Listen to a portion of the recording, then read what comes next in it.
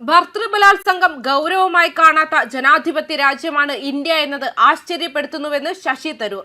കോൺഗ്രസ് നേതാവായ രാഹുൽ മാങ്കൂട്ടത്തിലിന്റെ പേരിൽ ബലാത്സംഗ പരാതികൾ നിലനിൽക്കവേ തന്നെ ഭർതൃബലാത്സംഗത്തെക്കുറിച്ച് ഇത്തരത്തിലൊരു ആധികാരികമായ പ്രസ്താവന നടത്തിയിരിക്കുന്നത് ഇപ്പോൾ ശ്രദ്ധയാകർഷിക്കുകയാണ്.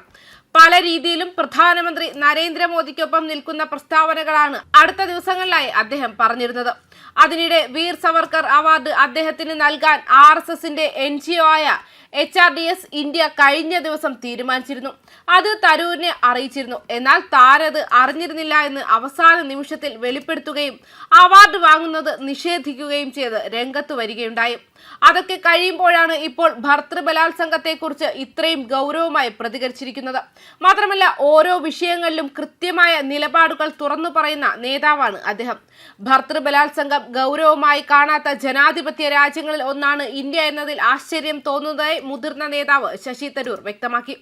ശക്തമായ ബലാത്സംഗ വിരുദ്ധ നിയമങ്ങൾ നിലവിലിരിക്കെയാണ് ഈ അവസ്ഥയെന്നും തരൂർ വ്യക്തമാക്കുന്നുണ്ട്. പ്രഭ ഖൈത്താൻ ഫൗണ്ടേഷൻ, FICCI ലേഡീസ് ഓർഗനൈസേഷനും സംയുക്തമായി സംഘടിപ്പിച്ച ഒരു പരിപാടിയിൽ അദ്ദേഹം സംസാരിക്കുകയായിരുന്നു. ലോകത്തിലെ ചുരുക്കം ചില ജനാധിപത്യ രാജ്യങ്ങളിൽ ഒന്നാണ് ഇന്ത്യ. ഇവിടെ ഭർത്താവ് ഭാര്യയെ ബലാത്സംഗം ചെയ്യുന്നതിനെ അർഹിക്കുന്ന ഗൗരവത്തോടെ കാണുന്നില്ല. ഇന്ത്യയിൽ ശക്തമായ ബലാത്സംഗ വിരുദ്ധ നിയമങ്ങളുണ്ട്. എന്നാൽ ഭർത്താക്കന്മാർക്ക് ഇതിൽ ഇളവുകളുണ്ട്. അനുമതിയില്ലാതെ സ്ത്രീകളെ ലൈംഗികമായി ഉപദ്രവിക്കുന്നതിനാൽ ഇത് ഭർതൃബലാത്സംഗം തന്നെയാണെന്നും തരൂർ വ്യക്തമാക്കുന്നു. ഒരു വ്യക്തി തന്റെ പങ്കാളിയെ ബഹുമാനിക്കാതെ പങ്കാളിയുടെ ഇഷ്ടത്തിനെതിരെ ലൈംഗിക ബന്ധം എന്ന പേരിൽ ബലാത്സംഗം ചെയ്യുന്നത് നിയമലംഘനവും സ്ത്രീകൾക്കെതിരെയുള്ള ആക്രമണവുമാണെന്ന് അദ്ദേഹം വ്യക്തമാക്കി. നിലവിലെ വ്യവസ്ഥയനുസരിച്ച് വിവാഹം വിശുദ്ധമായ ഒരു പ്രക്രിയയാണ്. അതിനുള്ളിൽ നടക്കുന്ന ഒന്നും മറ്റെന്തെങ്കിലുമായി കണക്കാക്കാൻ കഴിയില്ല എന്ന് കാലഹരണപ്പെട്ട അനുമാനത്തെ അടിസ്ഥാനമാക്കിയുള്ളതാണെന്നും അദ്ദേഹം പറഞ്ഞു. രാജ്യത്ത് ഗാർഹിക ബലാത്സംഗത്തിനെതിരായ ശക്തമായ നിയമം ആവശ്യമാണെന്ന് ഞാൻ കരുതുന്നു.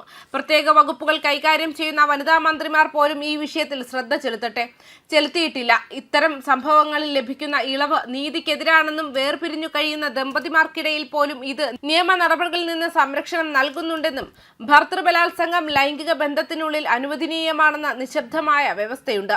സ്ത്രീകളുടെ അവകാശവാദങ്ങൾക്കായി നാം നിലകൊള്ളണം. പലപ്പോഴും അവ അവഗണിക്കപ്പെടുന്നു. നമ്മൾ അതിനായി ശബ്ദമുയർത്തണമെന്നും തരൂർ വ്യക്തമാക്കുന്നു. അദ്ദേഹത്തിന്റെ ഈ നിലപാടുകളിൽ പലരും പിന്തുണയും നൽകിയിട്ടുണ്ട്. ന്യൂസ് ഡെസ്ക് കർമ്മ ന്യൂസ്.